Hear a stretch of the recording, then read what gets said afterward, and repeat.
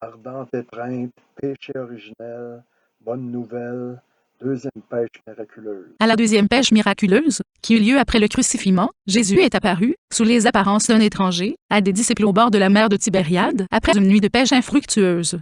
Après la capture prodigieuse, sous les envies de Jésus, le disciple que Jésus aimait dit à Pierre: « C'est le Seigneur. » Simon-Pierre se ceignit de son sarrau, car il était nu, et se jeta à la mer.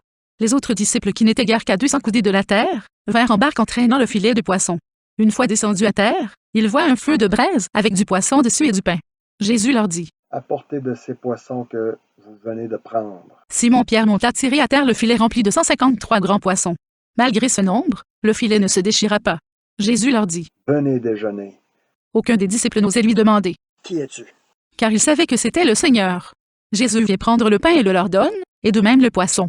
Après déjeuner, Jésus dit à Simon-Pierre: « Simon, fils de Jean, m'aimes-tu plus que ceux-ci? » »« Oui, Seigneur, tu sais que je t'aime. » »« Fais paître mes agneaux. » »« Simon, fils de Jean, m'aimes-tu? » »« Oui, Seigneur, tu sais que je t'aime. » »« Mène paître mes brebis. » Pierre fut triste parce qu'il lui demandait pour la 3e fois, « M'aimes-tu? » Et il lui dit: « Seigneur, tu sais tout, tu sais que je t'aime. » »« Fais paître mes brebis. » Dans cet exemple compromettant, Jésus cuit lui-même le poisson, qu'il a probablement lui-même tué et apprêté. Il commande même qu'on en capture. Mais il est intéressant de noter qu'il confirme son identité seulement à la fin du repas de viande, après que le péché de la chair a été consumé. Les apôtres ont donc fait ce péché de leur propre chef. Le terme relatif à « des poissons de grande taille » est relié à la parabole du pêcheur avisé. L'homme est semblable à un pêcheur avisé, qui jeta son filet à la mer et l'en retira plein de petits poissons. Parmi eux, le pêcheur avisé trouva un gros et beau poisson. Il rejeta tous les petits à la mer et choisit le gros sans difficulté. Au recrutement de Pierre et André son frère, Jésus a dit à ces 2 pêcheurs: « Ici dernière moi que je vous fasse pêcheurs d'hommes. » Ainsi ce texte de l'Évangile de Jean traiterait-il plutôt d'une pêche de fidèles chrétiens? Il peut sembler plus compréhensible que le filet ne cède pas sous le poids de 153 grands poissons. Ces derniers étant fort probablement des bipèdes aux âmes matures, humbles, attroupés en banc dans la tente sur cette côte antérieurement fort investie par la lumière du pêcheur avisé. Ils le reconnurent sans mal à son habileté de rassembleur. Ils se sont donc probablement rendus par eux-mêmes au déjeuner. Ils s'y nourrirent d'une montagne des béatitudes, avec d'autres pécheurs usuels soumis au feu d'amour. Compte tenu du langage métaphorique du Christ, rien ne laisse déduire hors de tout doute que le péché de la chair ici proposé, la cruauté envers les animaux, a été commis. Mais il est clair que ce récit cherche à coup sûr à terminer l'évangile de Jean sur une note qui met en évidence l'intrigue millénaire, tout en laissant la liberté à toute conjecture. Comme le baptême de Jean-Baptiste par l'eau ne suffit pas, alors c'est la fureur ardente des flammes du barbarisme qui doit nous baptiser. Mais il semble plutôt que le miracle du filet rempli de gros poissons sollicite l'ambiguïté dans la compréhension des apôtres de ces paraboles de Jésus, en vue de les laisser croire que l'individu est bien Jésus et qu'ils peuvent manger le poisson qu'il leur offre pour déjeuner. Il faut comprendre qu'à la 2e pêche miraculeuse Jésus était réapparu pour la 3e fois. La première fois sous les traits étrangers, mais aussitôt reconnu lors du partage alimentaire commensal, et la 2e fois sous ses propres traits, où il soulève la réticence et la crainte en mangeant un poisson. À cette apparition il n'a ni ses traits propres et il ne partage pas un plat sans cruauté. Pourtant, les apôtres se laissent tous séduire dans le péché de la chair, avec peu d'hésitation compte tenu de l'incroyable miracle de cette capture prodigieuse. Ce récit de l'Évangile de Jean montre en 3 points le péché de la chair volontaire de Pierre commis avant le matin. Premièrement, il se lance à la pêche en disant: « Je vais pêcher. » Ensuite, Simon-Pierre monta tirer à terre le filet rempli de 153 grands poissons. Et finalement lui comme les autres, mangèrent le poisson offert. Le chapitre 21 de l'Évangile de Jean est une 2e conclusion à la suite du chapitre 20. À la 2e apparition, Thomas regrettait d'avoir douté de ses frères, qui disaient l'avoir vu. Et Jésus lui dit: « Tu as foi parce que tu me vois. Magnifiques ceux qui ont foi sans voir. » La conclusion de ce chapitre se lit ainsi: Jésus a encore fait, devant ses disciples, bien d'autres signes qui ne sont pas écrits dans ce livre. Mais on a écrit ceux-ci pour que vous croyiez que Jésus est le Christ, le Fils de Dieu, et qu'ainsi vous ayez vie en son nom. La conclusion du chapitre 21 pour sa part se lit ainsi: il y a encore bien d'autres choses que Jésus a faites, mais si on les écrivait une à une, je ne pense pas que le monde puisse contenir les livres qu'on écrirait. La même conclusion se répète donc seulement 25 versets plus loin à la fin de l'Évangile de Jean. Le chapitre 28 lit Thomas, et le chapitre 21 lit Pierre. Dans l'Évangile de Jean, on note assez bien la rivalité entre Jean et Pierre pour se disputer le titre de fidèle supérieur. Ils accourent tous 2 au tombeau, et Jean témoigne de l'ordre d'arrivée des 2. Mais notons aussi qu'en de nombreux endroits de son évangile Jean se déclare lui-même le disciple que Jésus aimait. C'est là le but de ravir l'autorité conférée à Marie-Madeleine, car seulement dans l'évangile de Marie-Madeleine se retrouve pareil honneur, mais en dehors de ces petites batailles de notoriété de Jean, qui n'a donc été cajolé par Jésus qu'en fantasme, ce qu'il faut comprendre, c'est que la compréhension du péché de la chair, selon Jean, est un critère discriminant de l'idéal chrétien fondamental. Qu'il exploite clairement pour discriminer entre les bons et les mauvais apôtres, C'est donc tout à l'honneur de Marie-Madeleine cette femme, qui était assurément allongée, contre Jésus au repas de la dernière scène. Notons cependant que Jean a voulu la remplacer et peut-être tous les remplacer subtilement en vue de mettre chacun sous sa protection sacrificielle. Car Jean a bien lui-même cité Jésus ainsi. Mon commandement est que vous vous aimiez les uns les autres comme je vous ai aimé. Personne n'a de plus grand amour que de donner sa vie pour ses amis. Vous êtes mes amis si vous faites ce que je vous commande. Et en fin de compte, Jean a vécu très humblement bien à l'écart de ses pairs, sans aucune notoriété, et n'a en aucune manière profité du renom d'apôtre.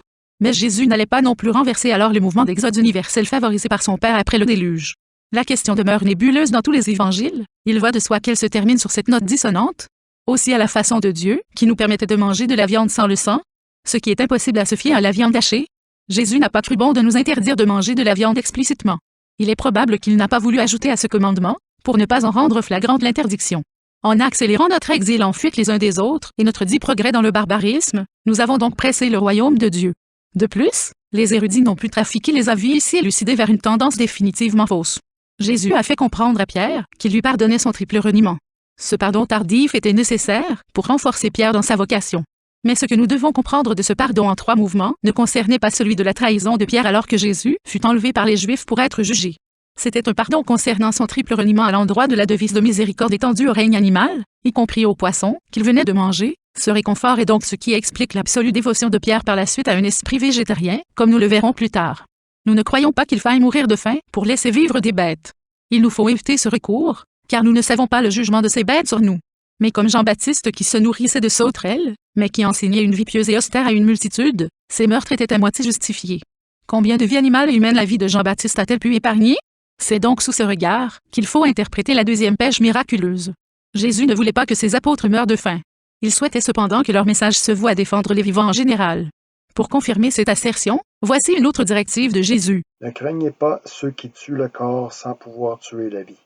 Craignez plutôt celui qui peut perdre et le corps et la vie dans la guerre. Ne vend-on pas 2 moineaux pour un sou, et pas un d'entre eux ne tombe à terre à l'insu de votre Père.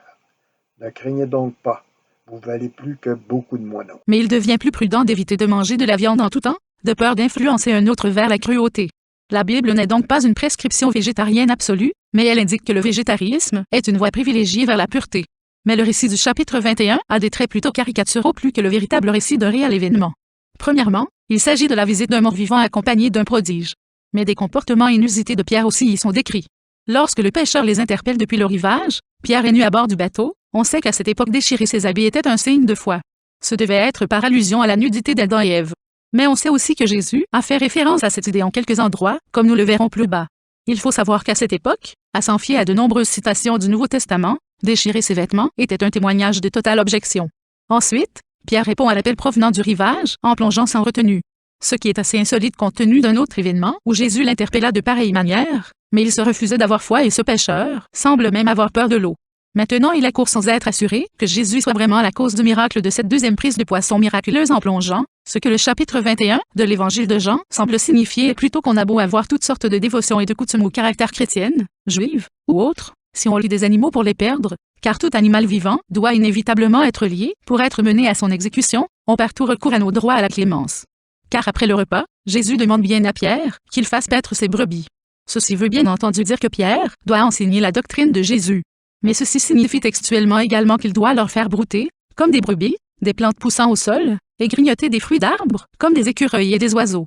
Mais il convient aussi d'exposer cette portion du texte de ce récit. Oui, je te le dis. Quand tu étais jeune, tu mettais ta ceinture et tu allais où tu voulais. Mais quand tu seras vieux, tu étendras les mains, un autre te ceindra et te portera où tu ne veux pas. C'était lui signifier de quelle mort il glorifierait Dieu. Et sur cette parole, il lui dit: Suis-moi. Cette expression finale de Jésus signifie que puisque Pierre lit des poissons vers leur mort incontournable c'est qu'il accepte comme tout pécheur d'être tué comme une bête. Mais Jésus, qui a lui-même accepté le même sort à la dernière scène, comme on le verra plus bas, lui signifie que ce sacrifice demeure malgré tout utile s'il se fait à la faveur des coutumes chrétiennes à la suite de Jésus. Et Jésus ne l'y lit aucunement, mais lui demande de le suivre. C'est l'étranger qui le lira et non Jésus. N'oublions pas que les 2000 ans d'histoire de la chrétienté ont été un long supplice pour d'innombrables martyrs.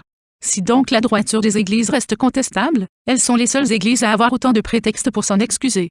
Malgré tout et grâce à elles, le christianisme reste de loin le plus connu des dogmes. C'est qu'en dehors de l'esprit végétarien, Le christianisme contient de nombreux autres intérêts, comme nous le verrons plus bas.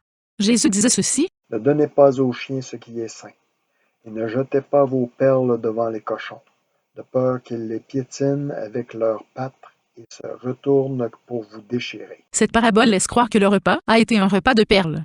Il était offert à de grands poissons et non à des porcs. Si donc notre position au sujet du péché de la chair est restée nébuleuse pendant des siècles, c'est qu'on ne pouvait savoir à qui elle était exposée. Il faut savoir que Jean est le dernier évangéliste à avoir publié. Il s'est efforcé d'ajouter à son évangile le nécessaire pour pallier au manquement des écrits des autres.